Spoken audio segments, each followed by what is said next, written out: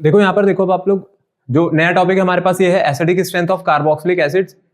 अब इससे पहले अगर बात करी जाएगी इस चैप्टर में तो जो आपके पास एल्डिहाइड्स और कीटोन होते थे, क्या एल्डिहाइड और कीटोन में हम लोगों ने एसिडिक स्ट्रेंथ पढ़ी थी? क्या वहां पर एसिडिक स्ट्रेंथ पढ़ाई थी आप लोगों को एल्डिहाइड और कीटोन में? इसी चैप्टर में नहीं पढ़ाई थी। इसके पीछे क्या रीजन था कि वहां पर एसिडिक स्ट्रेंथ क्यों नहीं पढ़ाई थी? क्योंकि एल्डिहाइड्स और कीटोन दोनों ही अपने पास H पॉजिटिव रिलीज नहीं करते हैं। ठीक है, अगर उनको वाटर में डिसॉल्व किया जाएगा तो इट मीन्स वो H पॉजिटिव रिलीज करके हाइड्रोनियम आयन नहीं बना सकते, लेकिन ये कर सकता है क्योंकि इसके तो नाम में ही एसिड जुड़ा हुआ है। बट देखो आपके पास ये जो कार्बोक्सिलिक एसिड है, अगर कार्बोक्सिलिक एसिड की जनरली बात करी जाए तो हमारे पास जो स्ट्रक्चर होती है यहां पर COOH आप लगा हुआ देखोगे।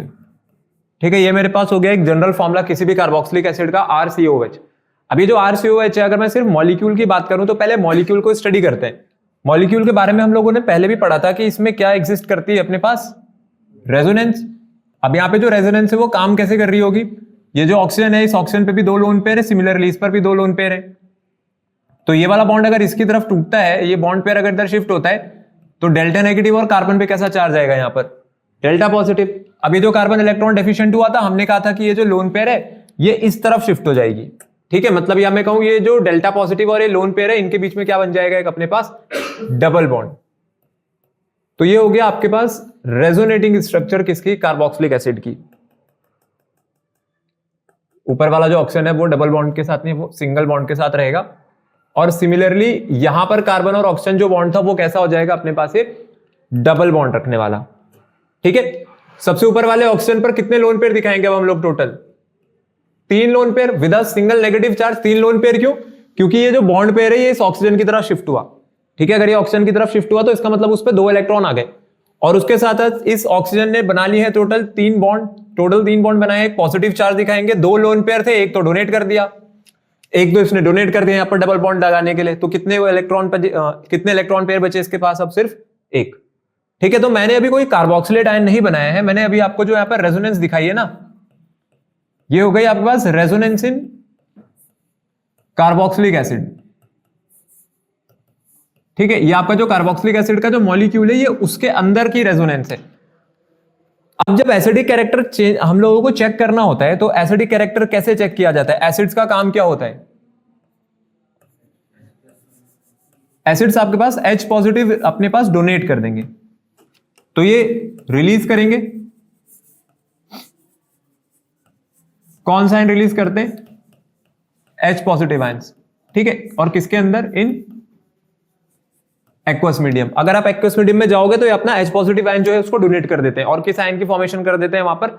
हाइड्रोनियम आयन की। तो एक काम करते हैं, जरा इसमें से भी ना जो हाइड्रोजन है जरा उसको निकाल करके देखते हैं कि क्या होता है। जब मैं यहां से हाइड्रोजन निकालूंगा तब क्या बनता है।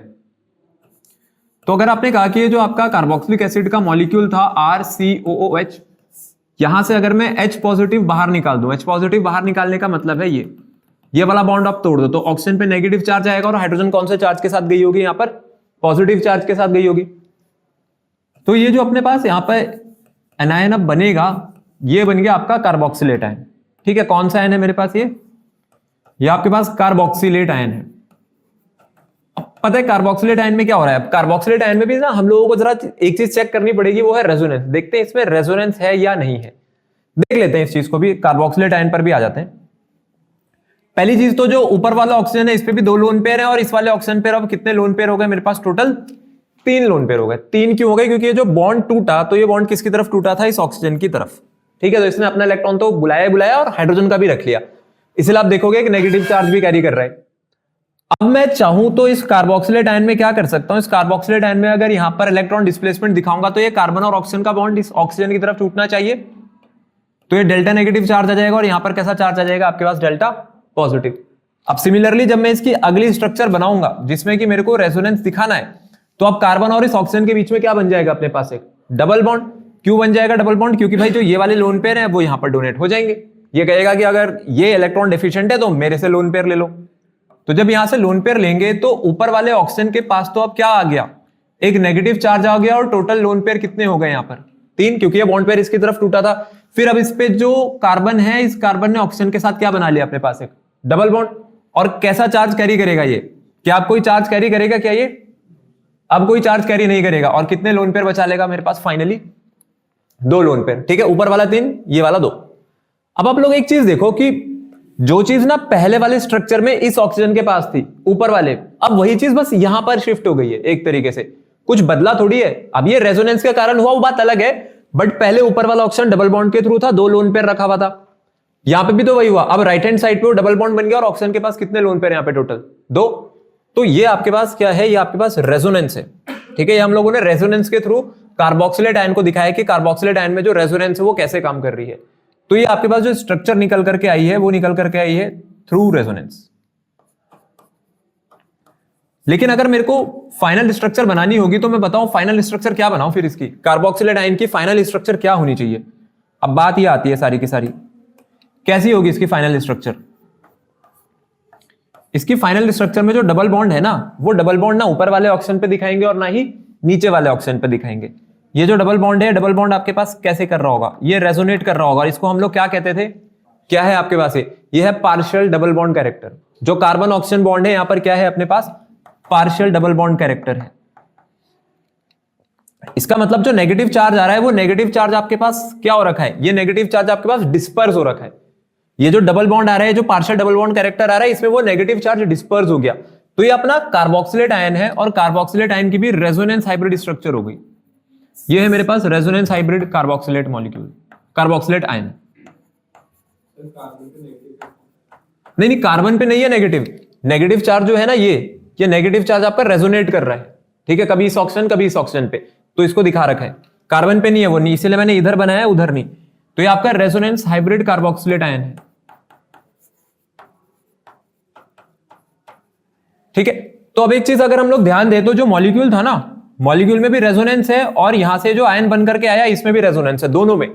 इसका मॉलिक्यूल भी रेजोनेंस के थ्रू स्टेबलाइज है और उसके बाद जो मैंने H पॉजिटिव जब बाहर निकाली तो जो कार्बोक्सिलेट एनायन बन रहा है ये भी अपने पास रेजोनेंस स्टेबलाइज्ड है। ठीक है, और ये जो आप यहां पर बॉन्ड देख रहे हो इसी को हम लोग कहते हैं पार्शियल डबल बॉन्ड कैरेक्टर। तो आप मुझे बता सकते हो इससे हुआ क्या, इससे क्या चीज हो रही है। ये जो पार्शियल डबल बॉन्ड कैरेक्टर यहां पर बन रहा है इससे क्या हुआ अपने पास, पार्शियल डबल बॉन्ड कैरेक्टर से ये जो नेगेटिव चार्ज आ रहा है ना, पहली बात तो जब H पॉजिटिव लूज हुआ, एसिड्स, अच्छे एसिड कौन माने जाते हैं मेरे पास, अच्छा एसिड किसको कहेंगे हम लोग, एक अच्छा एसिड, बिल्कुल, जो आपके पास बढ़िया एसिड्स होते हैं, कोई भी बढ़िया एसिड, इनका काम है फटाफट H पॉजिटिव आयन को रिलीज करना, releases H positive ions readily and form an, और उसके बाद क्या फॉर्म करे, स्टेबल एनायन।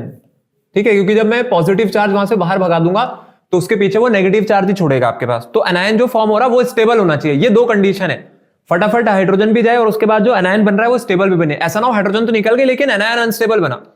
इसने दोनों चीजें आपके पास फॉलो करा दी। इसने क्या बोला, इसने बोला कि जब मैं हाइड्रोजन पॉजिटिव को लूज कराऊंगा तो उसके बाद आपका ये जो कार्बोक्सिलेट आयन बनेगा, ये कार्बोक्सिलेट आयन किसके थ्रू स्टेबलाइज हो रखा है, ये तो रेजोनेंस के थ्रू स्टेबलाइज हो रखा है। ठीक है, ये रेजोनेंस के थ्रू स्टेबलाइज हो रखा है। अगर मैं नॉर्मल केस में बात करूं, अगर मैं नॉर्मली बात करता तो नॉर्मली आपके पास जब H पॉजिटिव गया होगा तो ऑक्सीजन के ऊपर कैसा चार्ज छोड़ा था उसने नेगेटिव चार्ज छोड़ा था। ठीक है, चार्ज किसी के ऊपर स्टेबल नहीं होता है, बात मैंने आपको पहले भी बताई है कि चार्ज किसी के ऊपर स्टेबल नहीं होता है। ठीक है, अगर चार्ज किसी के ऊपर स्टेबल नहीं है तो एक तो ऑक्सीजन जो है वो आपके पास क्या है, इस पे तो वैसे ही लोन पेयर रखे हुए थे, फिर आपने इसको एक नेगेटिव चार्ज प्रोवाइड करा दिया।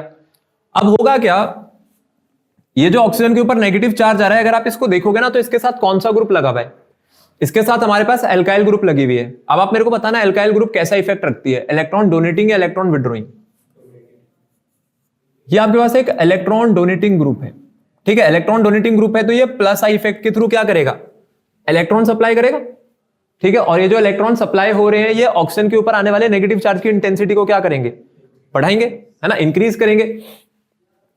तो ये जो आर ग्रुप होता है हम लोग लिख सकते हैं कि आर ग्रुप या फिर जो अपने पास एल्काइल ग्रुप्स हैं ये कैसे होते हैं, they are electron donating groups, और इसीलिए ये क्या करेंगे, ये इंटेंसिफाई करेंगे। किसको इंटेंसिफाई कर रहे हैं, नेगेटिव चार्ज जो कि किसके ऊपर आया है, ऑक्सीजन एटम के ऊपर। ठीक है, एक तो चार्ज वैसे किसी पे स्टेबल नहीं होता और ऊपर से नेगेटिव चार्ज को आप और ज्यादा नेगेटिव बना रहे हो, तो ये कंडीशन इसको स्टेबल बना रही है या अनस्टेबल बना रही है? क्या हो रहा होगा यहां पर? अनस्टेबल। तो हम लोग लिख सकते हैं कि हेंस इनस्टेबिलिटी इंक्रीजेस। जो इनस्टेबिलिटी है वो क्या हो रही है आपके पास? वो इंक्रीज हो रही है। लेकिन ऐसा तब हो पाता अगर ऑक्सीजन के ऊपर जो नेगेटिव चार्ज है ना वो ऑक्सीजन पे ही बैठा होता, एक ही ऑक्सीजन पर। ऐसा हुआ नहीं, उल्टा है जो नेगेटिव चार्ज है ना, नेगेटिव चार्ज क्या हो रखा है आपके पास? ये तो डिस्पर्स हो गया। ठीक है, उल्टा अपने पास जो नेगेटिव चार्ज है वो क्या हो रखा है? वो डिस्पर्स हो रखा, कभी इधर कभी इधर। ठीक है, कभी यहां जाके बैठ जा रहा है, कभी यहां जाके बैठ जा रहा है। तो जब तक कोई एक पर्टिकुलर एटम ने वो नेगेटिव चार्ज को होल्ड नहीं करा, तो तब तक तो फिर उसके ऊपर जब चार्ज आया ही नहीं तो फिर वो इंटेंसिफाई कैसे होगा? ठीक है, बट हम लोग लिखेंगे इसी के बाद मोस्ट इंपॉर्टेंट चीज वो होती है कि बट नेगेटिव चार्ज ये क्या हो रखा है अपने पास? जो ऑक्सीजन एटम पे है ये डिस्पर्स हो रखा है। और किसके थ्रू डिस्पर्स हो रखा है? Through resonance. ठीक है, रेजोनेंस के थ्रू दो ऑक्सीजन एटम पे ये डिस्पर्स हो गया जाकर के। तो आपका तो फायदा हो गया इससे। कैसे हो गया आपका फायदा? अब एक ऑक्सीजन थोड़ी बेयर कर रहा है उस नेगेटिव चार्ज को, अब वो दोनों बराबर बराबर बेयर कर रहे होंगे, आप ऐसा समझना। तो इसका मतलब है कि जो कार्बोक्सिलेट आयन बनेगा वो कार्बोक्सिलेट आयन आपके पास कैसा है? वो स्टेबल है। क्यों स्टेबल है? क्योंकि उसके ऊपर आने वाला जो नेगेटिव चार्ज है वो क्या हो गया मेरे पास? वो आपके पास डिस्पर्स हो गया है थ्रू आउट द मॉलिक्यूल। ऐसा सिनेरियो अभी तक कहीं बना नहीं था। ठीक है, ऐसा सिनेरियो अभी तक आपके पास नहीं बना है, यहां पर बन रहा है। आई बात समझ में? तो ये जो नेगेटिव चार्ज है क्या हो गया मेरे पास? ये डिस्पर्स हो गया। क्या ये वाली कंडीशन क्या फिनॉल्स में थी? क्या फिनॉल्स में ऐसा कुछ पढ़ाया था क्या आप लोगों को? फिनॉल में ऐसा कुछ नहीं था, रेजोनेंस था, पर ये डिस्पर्जन वाली चीज नहीं पढ़ाई थी आपको। तो अगर आपसे पूछा जाए कार्बोक्सिलिक एसिड और फिनॉल में कौन बेटर एसिड है, फिनॉल आंसर होगा या कार्बोक्सिलिक एसिड बेटर आंसर होगा? Carboxylic acids. ठीक है, तो therefore carboxylic acids are better acids than phenol. ठीक है, तो फिनॉल के कंपैरिजन में इनका जो एसिडिक कैरेक्टर है वो क्या है? वो ज्यादा है। और इसका रीजन क्या है? ये ऊपर लिखा हुआ है, ये रहा रीजन कि क्यों ऐसा था। फिनॉल्स में ऐसा कुछ नहीं होता है। फिनॉल में वो फिनॉक्साइड आयन बनती थी। जो फिनॉल होता था ना, फिनॉल में अगर आप फिनॉक्साइड आयन को देखोगे तो फिनॉक्साइड आयन सिर्फ किसके थ्रू स्टेबलाइज हो रखी थी? ऑक्सीजन के ऊपर जो नेगेटिव चार्ज आ रहा है किसके थ्रू स्टेबलाइज था? सिर्फ और सिर्फ रेजोनेंस के थ्रू। तो ये आपकी फिनॉक्साइड आयन है।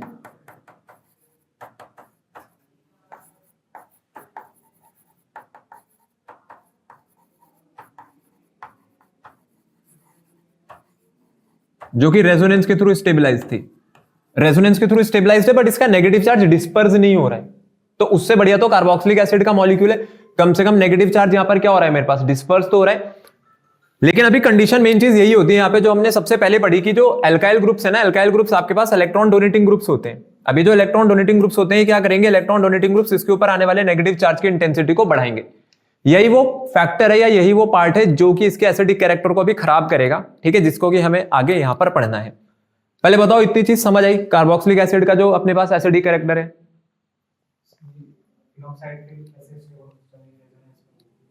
ये नेगेटिव चार्ज है ना, डबल सिंगल और इसके बाद lone pair double single negative charge है। तो ये नेगेटिव चार्ज आपका यहाँ ही नहीं, ये तो रिंग में घूम रहा है। ठीक है, इसके बाद अब मैं इसको तोड़ूंगा, इस पे पॉजिटिव चार्ज आएगा, फिर घुमा दूंगा पूरे में, तो ये रिंग में जाकर के डिलोकलाइज हो गया, बट डिस्पर्स नहीं हुआ।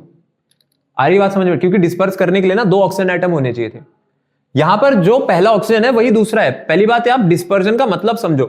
यहां पर जो डिस्पर्जन हो रहा है ना वो ऑक्सीजन एटम्स के कारण हो रहा है, क्योंकि इसके पास दो ऑक्सीजन एटम है, दोनों इलेक्ट्रोनेगेटिव है। तो ऐसा आप समझना कि जो नेगेटिव चार्ज की इंटेंसिटी है वो दोनों बेयर कर रहे होंगे आधी आधी एक तरीके से। यहां पर ऐसा नहीं है, यहां पर आपको रेजोनेंस तो मिल जाएगा, पर यहां पर कोई दूसरा ऐसा इलेक्ट्रोनेगेटिव ग्रुप था ही नहीं जो उस नेगेटिव चार्ज को बेयर कर सके। ठीक है, कि अपने पास आधा आधा शेयर कर सके। इन दोनों ने कर लिया आधा आधा शेयर, तो इसलिए पार्शियल डबल बॉन्ड कैरेक्टर जैसी चीज भी आपको पढ़ाई गई और ये आधा आधा यहां पर शेयर भी हो गया।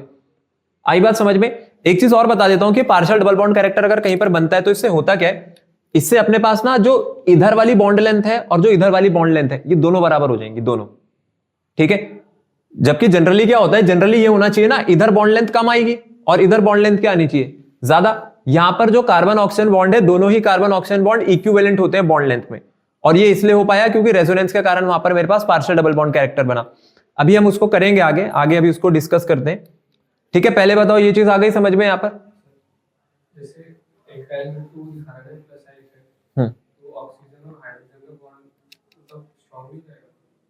नहीं, उससे हाइड्रोजन का निकलना थोड़ा सा मुश्किल हो जाएगा। आपको कार्बन ऑक्सीजन बॉन्ड थोड़ी तोड़नी है, आपको ऑक्सीजन हाइड्रोजन बॉन्ड तोड़नी है, तो वो ऑक्सीजन के नेगेटिव चार्ज वो इंटेंसिफाई करेगा, जिससे H पॉजिटिव का रिलीज थोड़ा सा डिफिकल्ट होगा। तो इसलिए तो इलेक्ट्रॉन डोनेटिंग ग्रुप जब लगेंगे तो उसके एसिडिक कैरेक्टर को कम कर देंगे। ठीक है, अभी EWG और EDG दोनों पढ़ते हैं, अभी आएगा उसमें अपने पास। अभी तो सिर्फ आपको वो बताया जा रहा है कि कार्बोक्सिलेट आयन में क्या हो रहा है, अभी सिर्फ कार्बोक्सिलेट आयन की बात करी है। अब लगाते हैं EWG वर्सेस EDG का कॉन्सेप्ट।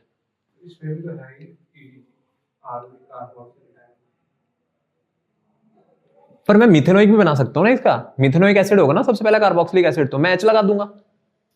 अगर आप H लगा दोगे तो वो वाला पार्ट आएगा ही नहीं इसमें। ठीक है, अब कार्बन चेन आपके हाथ में है ना, जरूरी थोड़ी इलेक्ट्रॉन डोनेटिंग ग्रुप हमेशा कार्बन ही हो, तो बहुत सारे हो सकते हैं। हाइड्रोक्सी खुद अपने आप में एक इलेक्ट्रॉन डोनेटिंग ग्रुप है, अमीनो है, मिथॉक्सी है। इसका कॉन्सिक्वेंस देखते हैं कि रेजोनेंस का कॉन्सिक्वेंस क्या हुआ अपने पास। क्या पता कभी आपसे ऐसा क्वेश्चन ये चीज पूछ ली जाए। वैसे तो बॉन्ड लेंथ के बारे में जनरली आता नहीं है क्लास 12 में, लेकिन फिर भी आपको पता होना चाहिए। जैसे मैं आपको बोलता हूं कि मेरे पास ना मेथेनोइक एसिड है, ठीक है, ये अपने पास मेथेनोइक एसिड हो गया HCOOH।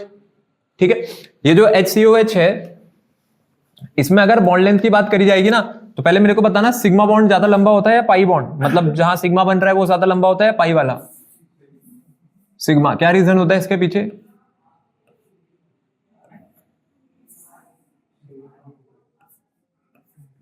हाँ बिल्कुल सही है, सिंगल बॉन्ड होता है। सिग्मा के बाद जो पाई बॉन्ड बनता है ना, पाई बॉन्ड से आपके पास जो दोनों एटम्स है जो कि कंबाइन कर रहे हैं वो थोड़ा और पास आ जाते हैं। ठीक है, उसी प्लेन में और पास आ जाते हैं, इसके कारण बॉन्ड लेंथ थोड़ी शॉर्टर हो जाती है पाई बॉन्ड में। जैसे अगर सिग्मा बॉन्ड की बात करी जाए ना, तो सिग्मा बॉन्ड में जो ये वाली बॉन्ड लेंथ है अपने पास ऑन एन एवरेज रहती है लगभग 136 पिकोमीटर, और ये रहती है 123 पिकोमीटर। आई बात समझ में? तो जो पाई बॉन्ड वाली बॉन्ड लेंथ है वो कम आनी चाहिए और सिग्मा वाली ज्यादा आनी चाहिए, तो बिल्कुल सही है।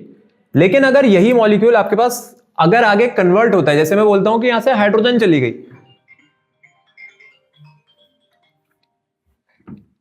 अगर आपके पास यहां से हाइड्रोजन चली गई और इसकी जगह आकर के सोडियम लग गया, तो क्या बन जाएगा मेरे पास? सोडियम फॉर्मेट, या फिर सोडियम मेथेनोइट कह सकते हैं, सोडियम मेथेनोइट बन गया। अगर इसी के बगल में एग्जांपल लिया जाए HCOONA का, ठीक है, इसकी अगर बात करें तो अब मैं ना जरा यहां से ये वाला डबल बॉन्ड हटा रहा हूं। क्यों हटा रहा हूं? उसके पीछे रीजन ये है कि ऑक्सीजन को अगर हम लोग देखें, जब ऑक्सीजन यहां पर सोडियम के साथ लगा हुआ होगा तो ये लगभग मेरे पास आयोनिक कैरेक्टर रखेगा। तो ऑक्सीजन पे नेगेटिव चार्ज आ रखा होगा और सोडियम पे कैसा चार्ज आ रखा होगा? पॉजिटिव चार्ज आ रखा होगा। अब यहां पर कौन सी कंडीशन लग जाएगी आपके पास? वो जो नेगेटिव चार्ज आया है ऑक्सीजन पर, क्या होगा? इसने हाइड्रोजन जैसी अपनी हटाई, ऑक्सीजन ने नेगेटिव चार्ज बेयर कर लिया होगा। तो उसके बाद क्या होगा? अब यहां पर जो डबल बॉन्ड है ना वो ऊपर वाले ऑक्सीजन पे दिखाएंगे ना उसको नीचे वाले पर। ठीक है, यहां पर क्या दिखाया जाएगा? उल्टा पार्शियल डबल बॉन्ड कैरेक्टर दिखाया जाएगा। अभी जो पार्शियल डबल बॉन्ड कैरेक्टर है, जब इसमें बॉन्ड लेंथ निकाली जाती है ना, तो ये जो बॉन्ड लेंथ यहां पर निकल करके आती है, ये 123 और 136 के बिल्कुल बीच में होती है। तो ये ऊपर वाला बॉन्ड भी 127 पिकोमीटर बनता है, ये भी आपके पास 127 पिकोमीटर बनेगा, और वैसे ये नीचे वाला भी आपके पास कितना पिकोमीटर बनेगा? 127 पिकोमीटर। ठीक है, जबकि यहां 123 136 है, बट यहां पर दोनों कार्बन ऑक्सीजन बॉन्ड कितने आए हैं? 127 पिकोमीटर। और ये किसकी वजह से हो पाया? Because of resonance. ठीक है, और रेजोनेंस की वजह से जो पार्शियल डबल बॉन्ड कैरेक्टर है उसकी वजह से। तो due to partial double bond character,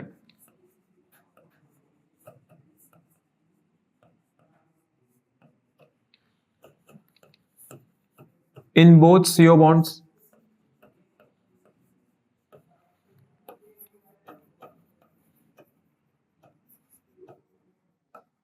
bond lengths are equivalent of order कितनी है? 127 है। ठीक है, 127 पिकोमीटर की हो गई। आइए बात समझ में। यहां पर ऐसा नहीं है, यहां पर ऐसा नहीं था, तो ये आपके पास पहले वाला तो मेथेनोइक एसिड हो गया सिंपली, ये तो मेरा सिंपल मेथेनोइक एसिड है। और वैसे जो अगला बना है, ये अगला क्या हो गया आपके पास? ये हो गया सोडियम मेथेनोएट या सोडियम फॉर्मेट।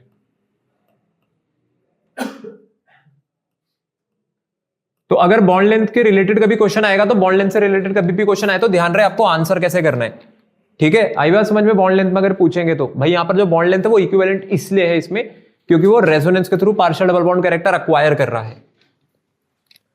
अब बढ़ते हैं आगे, इसके बाद आ जाते हैं हमारे उस पार्ट पर जो कि आपको हमेशा एसिडिक कैरेक्टर में कराया जाता है, और वो होता है effect of substituents on acidic strength.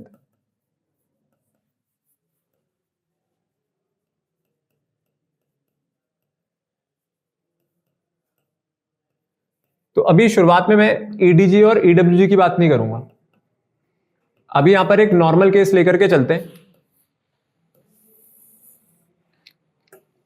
या चलो ईडीजी वर्सेस ईडब्ल्यूजी में पहला वही कर लेते हैं।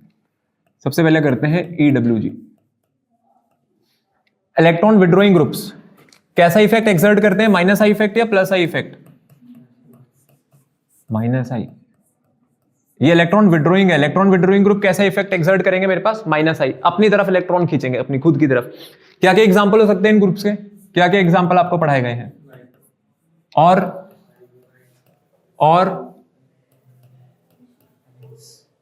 बिल्कुल सही, हैलोजेंस एटसेट्रा। ठीक है, इस तरीके से कई सारे होते हैं, बहुत सारे एग्जांपल यहां पर हो सकते हैं।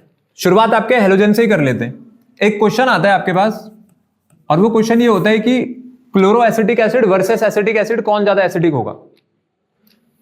अगर क्वेश्चन में कभी आपसे पूछ लिया जाए acetic acid versus chloro acetic acid, तो आपको बताना होगा इन दोनों में से ज्यादा एसिडिक कौन है, कि क्लोरो वाला ज्यादा एसिडिक है, या अगर मैं उस पर सिर्फ नॉर्मली उसको एसिडिक एसिड रखता तो आपके पास वो ज्यादा एसिडिक होता। अगर एसिटिक एसिड यहां से बनाया जाए तो एसिडिक एसिड क्या बनाओगे आप लोग? एसिटिक एसिड का क्या फॉर्मूला होता है? CH3COH। ठीक है, ये CH3COH हो गया सिंपली। अब क्लोरो एसिटिक एसिड का मतलब है कि आपने एक हाइड्रोजन हटाई और उसकी जगह कार्बन के साथ सब्स्टिट्यूशन कर दी, किसकी? क्लोरीन की। ठीक है, अब ये क्लोरीन क्या करेगा, मैं इसकी स्ट्रक्चर को ओपन बना रहा हूं, COOH यहां पर लिख देता हूं। एसिडिक कैरेक्टर जब चेक करते हैं तो एसिडिक कैरेक्टर चेक करने के लिए आपको क्या करना है, आपको हाइड्रोजन यहां से हटा देना है। हाइड्रोजन हटाएंगे तो ऑक्सीजन पे कैसा चार्ज आ रहा होगा? Negative charge. ये कैसा ग्रुप है? ये CH3 वाला, ये इलेक्ट्रॉन डोनेटिंग ग्रुप है। ठीक है, उल्टा जो यहां पर क्लोरो लगा हुआ है मेरे पास, अगर इस क्लोरो की बात करी जाए तो ये क्लोरो कैसा ग्रुप है? ये इलेक्ट्रॉन विड्रॉइंग, और जबकि ये अपने आप में कैसा होता है? इलेक्ट्रॉन डोनेटिंग होता है। यहां पे है अभी भी कार्बन, ठीक है, पर उसके साथ मैंने एक ऐसा ग्रुप लगा दिया जो कि इलेक्ट्रॉन विड्रॉइंग कैरेक्टर रखता है। अब क्या होगा, जब हाइड्रोजन जाएगी तो ऑक्सीजन के ऊपर कैसा चार्ज छोड़ेगी? वो नेगेटिव। तो यहां पर जो ऑक्सीजन के ऊपर नेगेटिव चार्ज आया है, जो कि बाद में अगर आप रेजोनेंस के थ्रू बता भी देते हो कि वो डिस्पर्स हो गया, तो ये नेगेटिव चार्ज की इंटेंसिटी को कम करने वाला यहां पर है। कौन है यहां पर उसकी इंटेंसिटी को कम करने के लिए? ये क्लोरो हैलोजन, जो कि एक इलेक्ट्रॉन विड्रॉइंग ग्रुप होता है। तो ये क्या करेगा, ये रिड्यूस करेगा किसकी इंटेंसिटी को?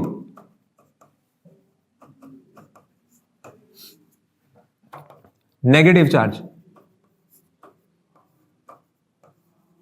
जो भी आपका यहां पर कार्बोक्सिलेट आयन जब बनेगा, कार्बोक्सिलेट आयन अगर इस केस में हम लोग बनाएंगे तो कार्बोक्सिलेट आयन के ऊपर जो नेगेटिव चार्ज आएगा उसकी इंटेंसिटी को ये कम करेगा। और किसके थ्रू कर रहे हैं? Bye minus I effect. जबकि यहां उल्टा है, यहां पर क्या है, ये इसकी इंटेंसिटी को बढ़ा रहा है, ये ग्रुप उल्टा इंटेंसिफाई करेगा नेगेटिव चार्ज को। ठीक है, ऑक्सीजन एटम के। तो फिर कौन ज्यादा बेटर हुआ? ज्यादा बेटर एसिड किसको माना जाएगा फिर? पहले वाले को या दूसरे वाले को? अपने पास ऑब्वियस बात है दूसरे वाले को, क्योंकि भाई हमारा काम होता है हाइड्रोजन हटाएंगे और जो बना एनायन है उसको ज्यादा स्टेबल करेंगे। तो ये तो कहीं से भी स्टेबल नहीं हो रहा है पहले वाला। ठीक है, पहले वाला तो कहीं से भी स्टेबल नहीं है, लेकिन ये आपके पास ज्यादा स्टेबल है, और इसको स्टेबल बनाया है क्लोरो ने। ठीक है, और ये आपके पास लेस स्टेबल है, तो देयरफॉर ये क्या हो गया, आपके पास एक बेटर एसिड हो गया। तो ये रहेगा मेरे पास आंसर, ये आपके पास एक ज्यादा बेहतर एसिड है इन दोनों में। ऐसे ही आपको वहां पे आंसर्स करने होते हैं। ठीक है, acidic acid versus chloro acidic acid आ जाएगा तो आप क्लोरो वाला आंसर कर दोगे, बहुत सिंपल चीज है। अब अगर मैं आपको कहता कि इसी तरीके से एक और क्वेश्चन आपको दे दिया जाए, अब क्वेश्चन आ गया जैसे आपके पास फ्लोरो एसिटिक एसिड, फ्लोरो एसिटिक एसिड वर्सेस क्लोरो, अब क्या आंसर होगा? फ्लोरो। क्या रीजन है इसके पीछे? फ्लोरो क्यों बोला आप लोगों ने? आंसर क्यों बोल रहे हैं फ्लोरो?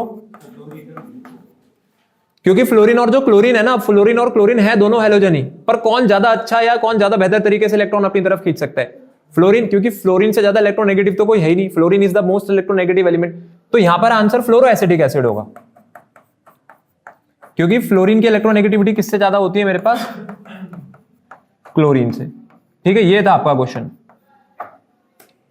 आई बात समझ में। तो ये फ्लोरो वाला जो है, ये फ्लोरो वाला आपके पास एक बेटर एसिड हो जाएगा, और इसके पीछे रीजन भी हम लोग यहां पर लिख लेंगे। यहां पर रीजन क्या रहेगा, fluorine is more electronegative than chlorine. ठीक है, therefore it exerts more electron withdrawing effect. ठीक है, इसका जो इलेक्ट्रॉन विड्रॉइंग इफेक्ट है वो ज्यादा होगा, तो फ्लोरो वाला जीत जाएगा, और इस बार क्लोरो वाला नहीं जीता। अब अगर यहां पर अब आपको और ज्यादा कंफ्यूज करेंगे तो कंफ्यूज करने के लिए क्वेश्चन कितने भी बन सकते हैं। इंडक्टिव इफेक्ट जो होता है ना, इंडक्टिव इफेक्ट आपके पास डिस्टेंस के साथ जो है वो खराब होता चला जाता है। मतलब अगर मैं डिस्टेंस बढ़ाता रहूंगा तो इंडक्टिव इफेक्ट जो वो एक्सर्ट कर रहा है, चाहे माइनस आई हो चाहे प्लस आई हो, दोनों में से कोई सा भी हो, उसकी इंटेंसिटी कम हो जाती है। तो अब मैटर करेगा कि मैंने जो लगाया है ग्रुप, ये कितना दूर लगाया है, और जितने ज्यादा लगाऊंगा उतना आपको फायदा देगा। अगर ज्यादा लगे होंगे तो भाई वो वाला जीतेगा जिसपे ये ज्यादा लग करके आ रखे हैं। एग्जाम्पल के लिए, जैसे अगर इसी में अगली चीज पर आ जाए, तो अब अपने पास ये 2-2, 3-3 भी लगे हो सकते हैं, ऐसा नहीं है कि हमेशा एक ही होगा। जैसे आपके पास क्लोरोएसिटिक एसिड है, अब मैं डाई क्लोरो बना देता हूं। अब आप आ गए ये डाई क्लोरोएसिटिक एसिड पर, और उसके बाद एक मैंने बना दिया ट्राई क्लोरोएसिटिक एसिड। तो अब इनमें से सबसे अच्छा कौन माना जाएगा मेरे पास, सबसे अच्छी एसिडिक स्ट्रेंथ किसकी होगी यहां पर, लास्ट वाले की। तो ये हो गया आपके पास एसिडिक स्ट्रेंथ का ऑर्डर, ये हो गई हमारी एसिडिक स्ट्रेंथ। क्या रीजन है इसमें एसिडिक स्ट्रेंथ के पीछे, क्योंकि यहां पर जो माइनस आई इफेक्ट है वो 3 साइड से है, उल्टे एरो बना दिए मैंने। यहां पर माइनस आई इफेक्ट जो है वो 3 साइड से लग रहा है, यहां पर माइनस आई इफेक्ट लगाने वाले 2 हैं और यहां पर सिर्फ 1 है। ठीक है, तो जितने ज्यादा ये ग्रुप लगे हुए होंगे उतना ज्यादा एसिडिक कैरेक्टर आपके पास बढ़ता चला जाएगा। ये अगर आप कार्बन चेन बढ़ा दोगे ना तो वो दूर हो जाएगा, जितना दूर हो जाएगा उतना कम अपने पास इसको इफेक्ट कर पाएगा। जैसे ये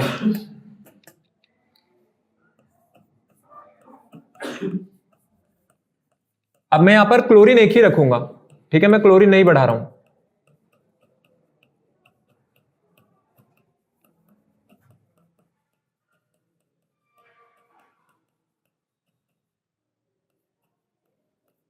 अब इन सब में सबसे अच्छा एसिड कौन है, ये जितने भी मैंने यहां पर ये एसिड्स बनाए, सबसे अच्छा एसिड कौन बनेगा आपके पास यहां पे, पहला वाला।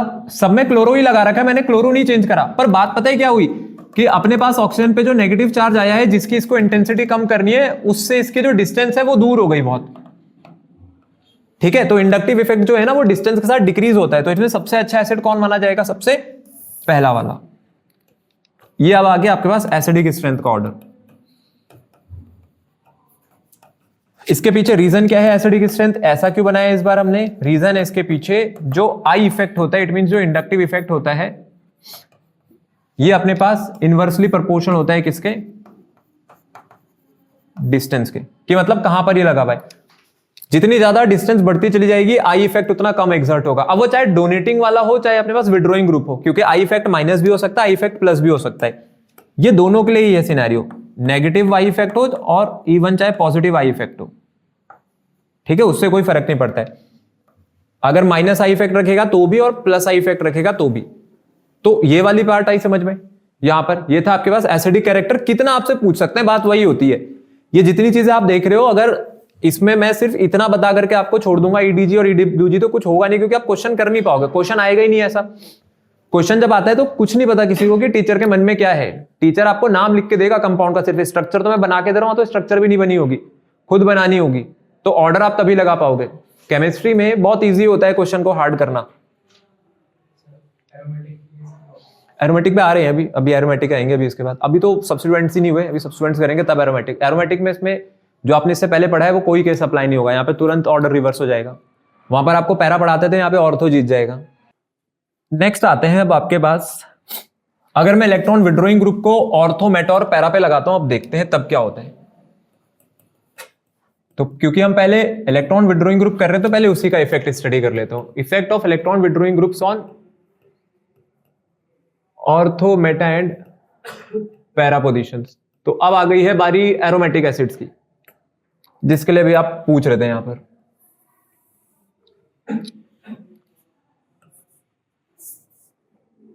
तो अब यहां पर थोड़ी सी खास चीज है।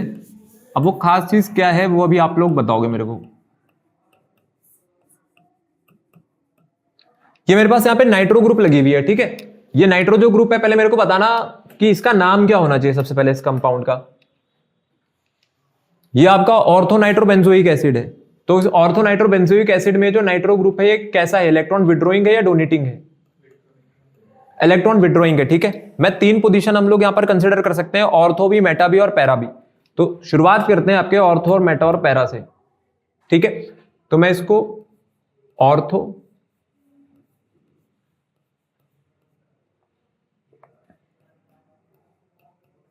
फिर उसके बाद एक बार लगाएंगे अपने पास इसको मेटा पर, और लास्ट में लगाएंगे इसको अपने पास पैरा पर।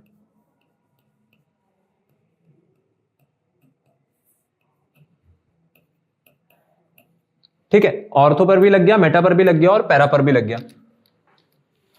अब है तो ये तीनों इलेक्ट्रॉन विड्रॉइंग ग्रुप ही, मैंने ग्रुप नहीं चेंज करा भाई, ठीक है। ग्रुप आपके पास वही है। अब इन तीनों में से सबसे अच्छा एसिड कौन सा है? ऑर्थो पोजीशन वाला, मेटा वाला या पैरा वाला? कौन सा आपके पास आंसर होगा? ऑर्थो। क्या रीजन होता है इसके पीछे, ऑर्थो वाला क्यों है? और अच्छा, फिनॉल याद है किसी को? फिनॉल का एसिडिक कैरेक्टर क्या होता था? फिनॉल के एसिडिक कैरेक्टर में जब वहां पर इलेक्ट्रॉन विड्रॉइंग ग्रुप लगती थी, वहां कौन जीतता था, पैरा या ऑर्थो? वहां पैरा जीता था।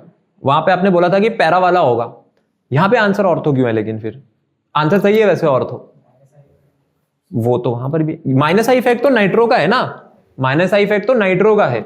आई बात समझ में? मैं नहीं चेंज कर रहा हूं, मैं इसको वही रखता हूं कि पैरा नाइट्रोफिनॉल, ऑर्थो नाइट्रोफिनॉल थे। वैसे ही आपके पास पैरा नाइट्रोबेंजोइक एसिड और ऑर्थो नाइट्रोबेंजोइक एसिड है।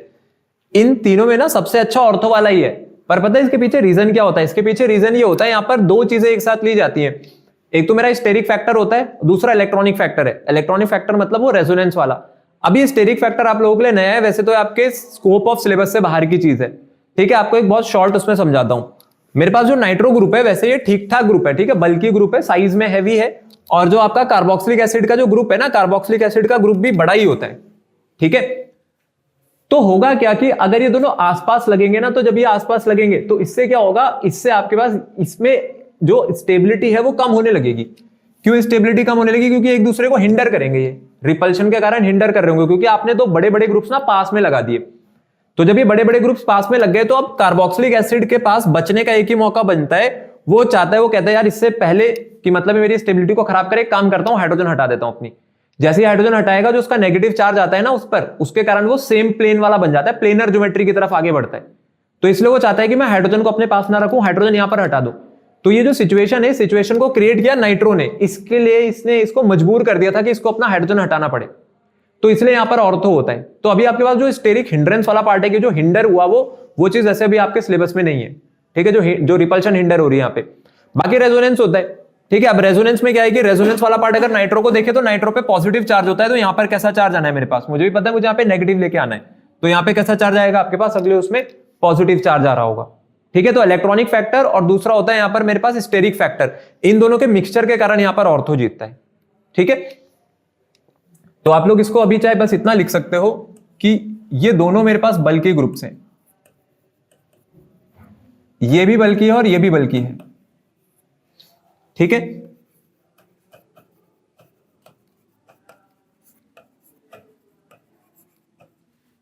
तो both bulky group faces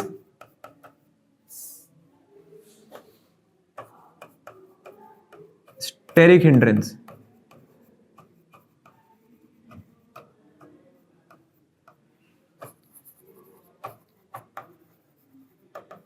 due to which COH releases its H positive ion to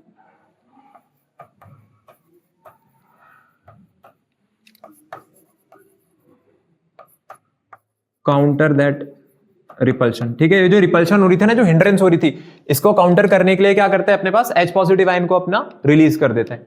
ठीक है,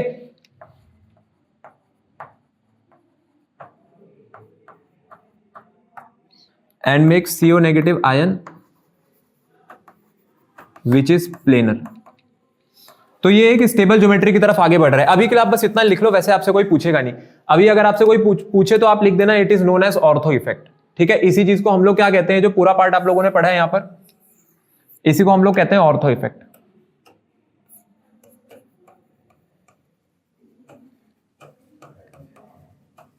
ये चीज इसीलिए क्रिएट हो पाई, या ये सिचुएशन इसीलिए अपने पास बन पाई, क्योंकि जो नाइट्रो ग्रुप है वो कौन सी पोजीशन पे लगा हुआ है, ऑर्थो पर। तो वो सबसे पास है, मेटा में दूर हो गया और पैरा में भी वो उससे दूर हो गया। तो इन तीनों में से सबसे अच्छा तो फिर ऑर्थो वाला रहेगा। ठीक है, ऑर्थो वाली पोजीशन है ना, तो आपका तो फायदा ही हो रहा है। हमारे लिए अच्छा एसिड कौन है, जहां पे हाइड्रोजन जल्दी बाहर निकले, तो इसने जबरदस्ती उसको बाहर करवा दिया जल्दी।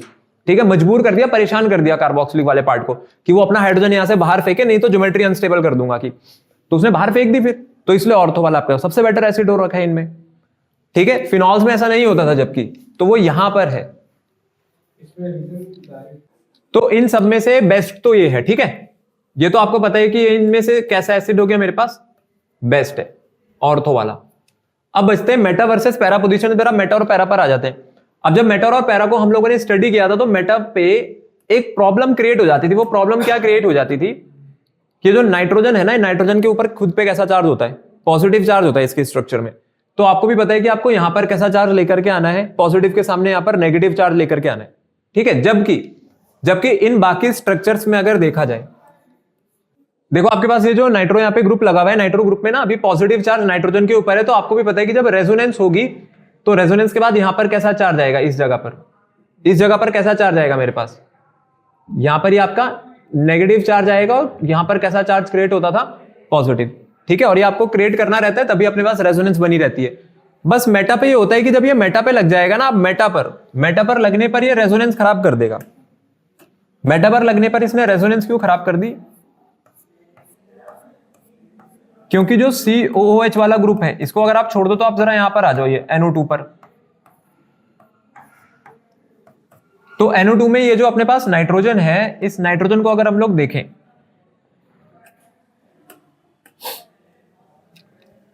आपको पता है कि आप ये बॉन्ड इस तरफ ही तोड़ोगे रेजोनेंस बनाए रखने के लिए, डेल्टा नेगेटिव डेल्टा पॉजिटिव, और ये यहां पर आ गया, तो ये कैसा चार्ज आ गया, डेल्टा पॉजिटिव। तो आपकी जो रेजोनेंस है ना, ये रेजोनेंस इलेक्ट्रॉनिक फैक्टर से सपोर्ट नहीं कर पाएगा। अभी अपना सिर्फ एक ही बिहेवियर दिखा सकता है, वो है electron withdrawing.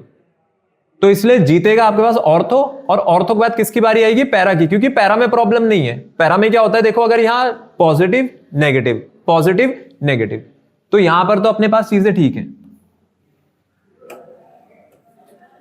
Del negative del positive, फिर ये डेल पॉजिटिव बनेगा, तो ये डेल नेगेटिव बनेगा।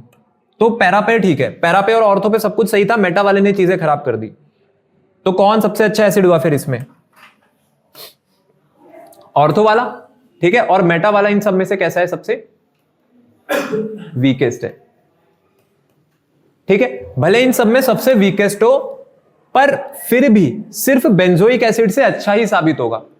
ठीक है, अगर मैं सिर्फ बेंजोइक एसिड लूं तो उससे अच्छा ही बनकर के आएगा। उसके पीछे रीजन ये है कि कुछ नहीं भी है बेंजोइक एसिड के पास, तो इसके पास कम से कम नाइट्रो ग्रुप तो है जो कि इलेक्ट्रॉन विड्रॉ कर रहा है। तो अगर हम लोग ऑर्डर बनाना चाहें अब फाइनल एक, तो आपकी जो फाइनल ऑर्डर है वो ये रहेगी, सबसे पहले ऑर्थो आएगा, ऑर्थो नाइट्रो बेंजोइक एसिड, जो कि ऑर्थो इफेक्ट के कारण स्टेबल कर रहे हैं हमारे पास इसको। फिर उसके बाद सेकंड नंबर पे क्या आना चाहिए, ऑर्थो के बाद सेकंड नंबर पे अब बारी आनी चाहिए पैरा सब्स्टिट्यूटेड बेंजोइक एसिड की। फिर मेरे पास आएगा मेटा सब्स्टिट्यूटेड बेंजोइक एसिड, अभी इलेक्ट्रॉन विड्रॉइंग ग्रुप से सब्स्टिट्यूट किया है। और लास्ट में आपके पास आएगा सिर्फ मेरे पास बेंजोइक एसिड। इस पे तो कोई भी नहीं है ना, इस पे ना इलेक्ट्रॉन विड्रॉइंग ग्रुप है ही नहीं, ना ऑर्थो पे है, ना मेटा पे, ना पैरा पे। तो इसकी स्टेबिलिटी को बढ़ाने वाला ग्रुप है ही नहीं, आपने गायब कर दिया यहां से। पोजीशन तो दूर की बात है, उसकी प्रेजेंस तक नहीं है यहां पे। तो ये हो गई हमारी एसिडिक कैरेक्टर। ठीक है, ऑर्थो वाला बेस्ट है, ये ऑर्थो नाइट्रो बेंजोइक एसिड है। ठीक है, और इसका रीजन मैं आपको पीछे लिखा चुका हूं कि इसका रीजन अगर आपसे पूछा जाए तो आप ऑर्थो इफेक्ट कर देना। वैसे रीजन पूछते नहीं है, ऑर्डर लगाने को आता है, लेकिन ऑर्डर लगाने को आएगा तो भाई आपको ऑर्डर खुद से लगानी पड़ेगी। तो इलेक्ट्रॉन विड्रॉइंग ग्रुप के बाद जो दूसरे ग्रुप्स होते हैं हमारे पास, वो होते हैं इलेक्ट्रॉन डोनेटिंग ग्रुप। अब देखते हैं कि एसिडिक स्ट्रेंथ पे जो ईडीजीज है अपने पास क्या इफेक्ट यहां पर लेकर के आएंगे।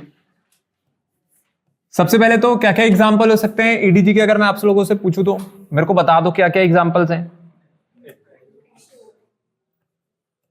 बिल्कुल सही, एल्काइल ग्रुप्स और एल्कोक्सी ग्रुप। ठीक है, और कौन सा हो सकता है मेरे पास, हाइड्रोक्सी हो सकता है, फिर अपना अमीनो भी हो गया। ठीक है, जैसे यहां पे CH3 लिखा है, CH3 का मतलब मिथाइल ग्रुप है। मिथाइल मतलब जो एल्काइल ग्रुप्स होते हैं, तो मिथाइल, मिथॉक्सी, हाइड्रोक्सी, अमीनो, ये सारे के सारे आपके पास इलेक्ट्रॉन डोनेटिंग ग्रुप्स हो गए। बात वही आती है कि जब ये रिंग में लगेंगे ना, तो अब ये लगेंगे कहां। ठीक है, पहले अगर मैं बात करूं तो आपको कल हमने पढ़ाया था कि अगर आपका इलेक्ट्रॉन विड्रॉइंग कैरेक्टर देखा जाए, तो इलेक्ट्रॉन विड्रॉइंग कैरेक्टर के थ्रू जो आपका एसिड की स्टेबिलिटी को जो चीज बढ़ रही है, अगर वो एसिड की स्टेबिलिटी को बढ़ा रहा है, तो वो सबसे अच्छा कौन सी पोजीशन से बढ़ा रहा था अपने पास, ऑर्थो पोजीशन से। फिर ऑर्थो के बाद किसकी बारी आ रही थी हमारे पास, और उसके बाद क्या हो रहा था फिर वहां पर, अब ऑर्थो को जैसे आपने EWGs में सबसे आगे रखा था, वैसे ही यहां पर अपने पास ये जो एसिडिक कैरेक्टर, अगर एसिडिक कैरेक्टर की बात करी जाएगी तो इलेक्ट्रॉन डोनेटिंग ग्रुप, अब इलेक्ट्रॉन डोनेटिंग ग्रुप अगर कहीं पर आया, जैसे बेंजोइक एसिड है, अब हमें पता है कि यहां पे जब मैं H पॉजिटिव हटाऊंगा तो ऑक्सीजन के ऊपर कैसा चार्ज आएगा, अपना नेगेटिव चार्ज आएगा। तो आपका काम है उस नेगेटिव चार्ज की इंटेंसिटी को कम करना। लेकिन अगर मैं डोनेटिंग ग्रुप लगा देता हूं तो डोनेटिंग ग्रुप क्या करेंगे, उस नेगेटिव चार्ज को और इंटेंसिफाई करेंगे। तो ठीक है, अब इंटेंसिफाई तो हो रहा है चार्ज, वो बात अलग है, लेकिन अब सारी पोजीशन से देख लेते हैं कि सभी पोजीशन से जो अपने पास इंटेंसिफाई होगा वो किस तरीके से रहेगा। अपने पास अगर आपने ऑर्थो पोजीशन पर लगाया, ये इलेक्ट्रॉन डोनेटिंग ग्रुप मेरे पास सबसे पहले ऑर्थो पोजीशन पर लगा, फिर उसके बाद अब मैं सीधा आपको ऑर्डर बता रहा हूं यहां पर। उसके बाद अगला जो इसका इफेक्ट है वो अपने को देखने को मिलेगा यहां पर कौन सी पोजीशन पर, यहां पर आपको देखने को मिलेगा इसकी मेटा पर, फिर आएगा आपका सिर्फ बेंजोइक एसिड, यह आ गया अपने पास सिर्फ बेंजोइक एसिड, और लास्ट में आएगा आपके पास पैरा।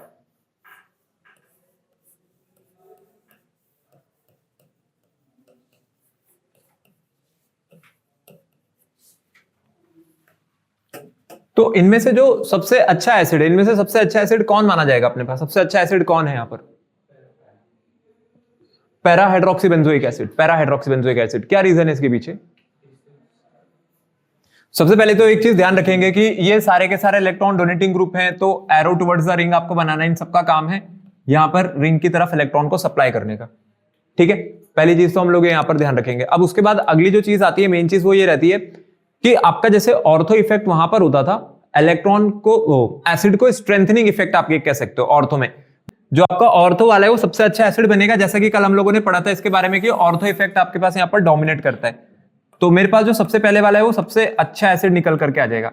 तो आपकी एसिडिक स्ट्रेंथ ऑर्थो पे सबसे बढ़िया रहेगी, फिर उसके बाद मेटा पर रहेगी, फिर ये नॉन सब्स्टिट्यूटेड बेंजोइक एसिड है, और लास्ट में मेरे पास है पैरा हाइड्रोक्सी बेंजोइक एसिड, वो सबसे खराब है इनमें से, सबसे खराब। इलेक्ट्रॉन डोनेटिंग कैरेक्टर जो है, इलेक्ट्रॉन डोनेटिंग कैरेक्टर वो आपकी एसिडिक स्टेबिलिटी को खराब करता है, एसिडिक स्ट्रेंथ को खराब करता है।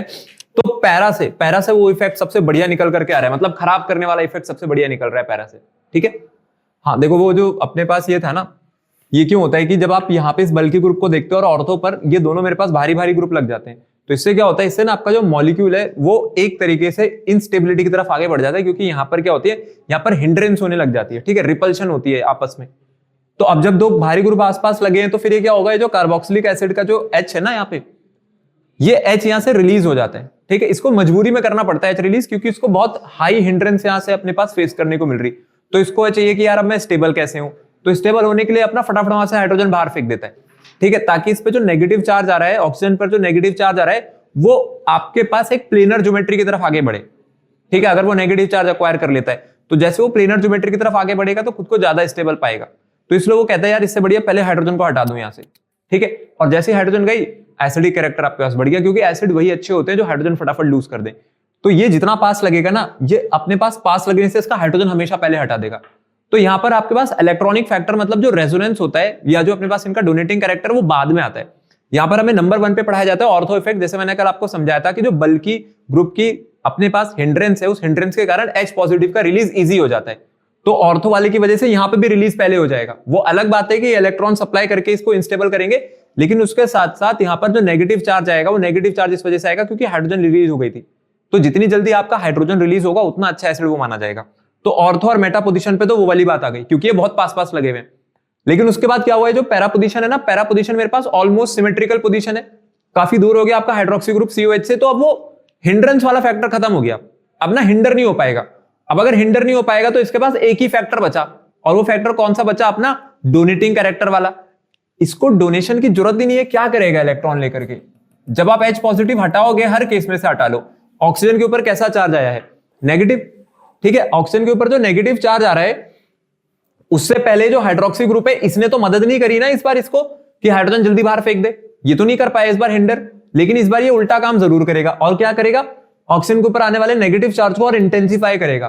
क्यों इंटेंसिफाई कर रहा है, इसका कौन सा इफेक्ट है मेरे पास, प्लस आई इफेक्ट है, ठीक है। इलेक्ट्रॉन सप्लाई कर रहा है टुवर्ड्स द रिंग, रिंग को वैसी इलेक्ट्रॉन की जरूरत नहीं है, भारी भरकम इलेक्ट्रॉन डेंसिटी वहां है, ऑक्सीजन के ऊपर वैसी लोन पेयर नेगेटिव चार्ज रखा है, तो क्यों हम लोग इसको अनस्टेबल करेंगे इसके चार्ज को इंटेंसिफाई करके। जबकि बाकी जो दोनों लोग हैं यहां पर, उसमें वो ना जो आई इफेक्ट है या जो इलेक्ट्रॉन डोनेटिंग कैरेक्टर है, उससे पहले आपका वो वाला कैरेक्टर यहां पर पढ़ाया जाएगा आपको, जैसे वो ऑर्थो इफेक्ट था कि जितना पास लगा होगा ग्रुप वो उतना जल्दी उसको मजबूर कर देगा अपनी हाइड्रोजन लूज कराने के लिए, ठीक है, ड्यू टू हिंड्रेंस। तो ये दोनों तो हिंड्रेंस की वजह से यहां पर जीत गए, ठीक है, इसलिए इन्होंने स्टेबल कर दिया। क्यों स्टेबल कर दिया, क्योंकि हाइड्रोजन लूज करवा दी। पर उसने अनस्टेबल कर दिया क्योंकि वो वहां पे वो हिंड्रेंस वाला फैक्टर नहीं है, वहां पे वो बहुत दूर लगा हुआ है मेरे पास। अगर यहां कोई इफेक्ट दिखा सकता है अपने पास तो ये सिर्फ रहेगा प्लस आई इफेक्ट, ठीक है। एसिडिक स्ट्रेंथ में समझ आया मेरे पास। ये पैरा वाला जो है ये इसको सबसे ज्यादा वीक क्यों कर रहा है, क्योंकि भाई पैरा वाले ने ना अपने पास वो वाले इफेक्ट हटा दिया, मजबूरी वाला, मतलब ये इसको मजबूर नहीं कर पा रहा है अपना हाइड्रोजन हटाने के लिए। अगर ये कोई चीज कर पाएगा तो अपना प्लस आई इफेक्ट दिखाएगा, कहेगा कि भाई पहले तुम H पॉजिटिव लूज करो, फिर मैं तुम्हें अनस्टेबल करूंगा। कैसे, ऑक्सीजन के ऊपर नेगेटिव चार्ज आएगा और उसको और ज्यादा इंटेंसिफाई करेगा। बाकी सब ऑर्थो और मेटा वाले मजबूर कर रहे होंगे, ठीक है, इससे पहले कि नेगेटिव चार्ज पे इंटेंसिफाई हो, बट उससे पहले इन्होंने इसको हिंडर करने के कारण H पॉजिटिव के रिलीज को इजी भी बनाया होगा क्योंकि क्लोज लगे हुए हैं ये बल्कि ग्रुप्स, ठीक है। अब आगे बढ़ते हैं, यहां पर आपके पास अब अगली चीज जो आएगी एसिडिक स्ट्रेंथ में, वो रहेगा मेरे पास हाइब्रिड स्टेट। देखो हाइब्रिड स्टेट से क्या फर्क पड़ता है, और हाइब्रिड स्टेट भी किसकी, कार्बन की।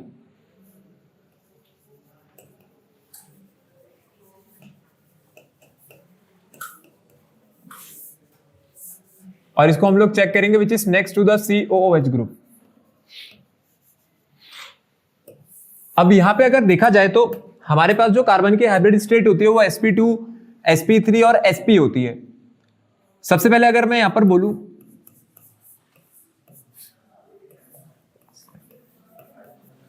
अपने पास ये है, ये कार्बोक्सिलिक एसिड है जिसमें जो COOH वाला ग्रुप आ रहा है। COOH वाले ग्रुप को अगर आप देखोगे तो इसके नेक्स्ट जो यहां पर कार्बन लगी हुई है, इस कार्बन ने क्या बना रखा है, एक ट्रिपल बॉन्ड, ठीक है, इसने ट्रिपल बॉन्ड बनाई हुई है। तो इसकी हाइब्रिडाइजेशन क्या निकल करके आ गई आपके पास, sp। तो मैं यहां पर पहले एक काम करके सारे बना देता हूं यहां पर कि और क्या क्या हो सकता है। और अगर देखा जाएगा तो एक और अगर इस पे चले जो कि sp2 का एग्जाम्पल हो सकता है आपके पास, वो रह जाएगा C6H5, या पूरा ही लिख देता हूं नहीं तो आप लोग कहोगे ये कुछ नया पढ़ा दिया। ये लो, ये आपका बेंजोइक एसिड हो गया। और इसके बाद आगे बढ़ेंगे तो डबल बॉन्ड पे आ जाते हैं।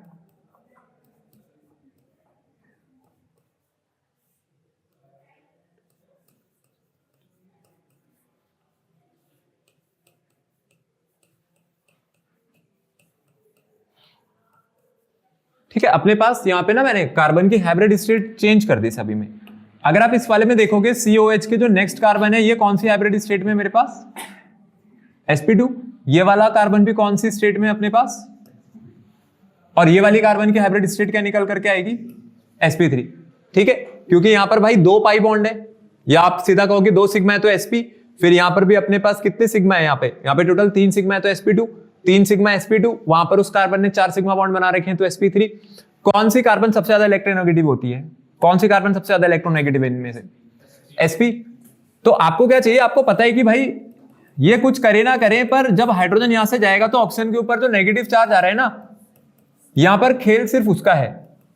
हाइड्रोजन जब जाएगी तो ऑक्सीजन के ऊपर कौन सा चार्ज छोड़ेगी मेरे पास, negative.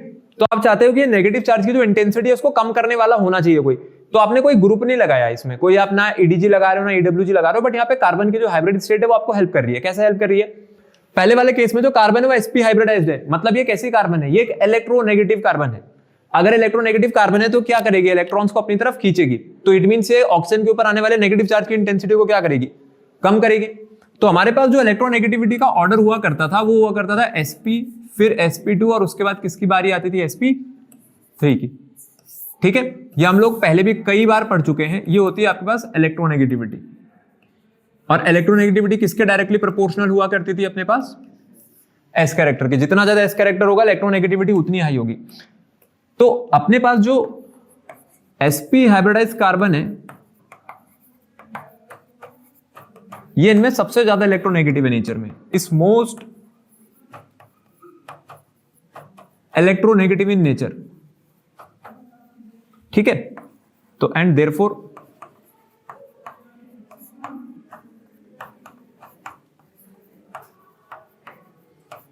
it lowers the intensity of negative charge of oxygen atom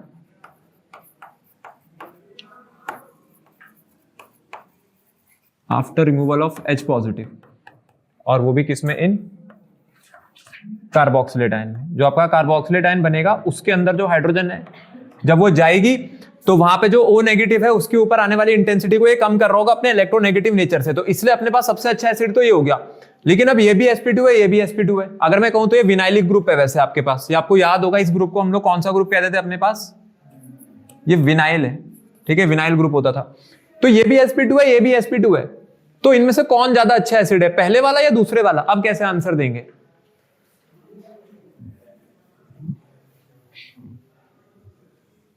अरे ये वाला ज्यादा आपके पास एसिडिक स्ट्रेंथ रखेगा या ये वाला रखेगा, दोनों sp2 हाइब्रिडाइज है। अब आंसर कैसे देंगे?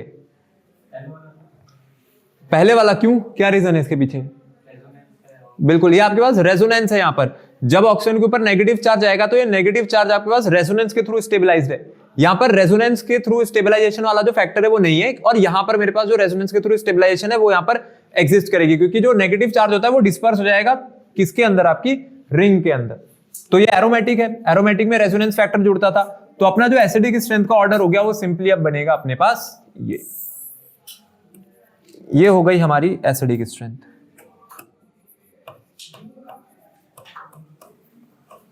तो आई बात समझ में? अगर अब आपके पास अलग अलग हाइब्रिड स्टेट की कार्बन आ जाएगी तो आंसर दे दोगे कि क्या होता है अपने पास। ठीक है, तो यहां पर अपने पास जो एसिडिक स्ट्रेंथ है कार्बोक्सिलिक एसिड्स की वो खत्म होती है।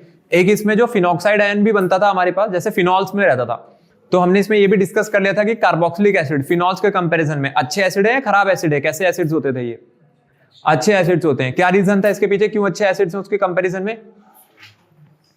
क्योंकि यहां पर कार्बोक्सिलिक एसिड में क्या होता है,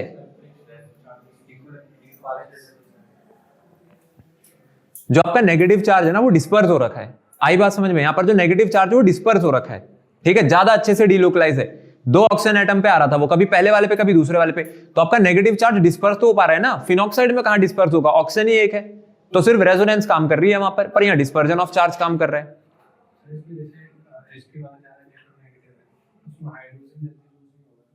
किस वाले केस में? नहीं, जल्दी लूज हो जाएगा।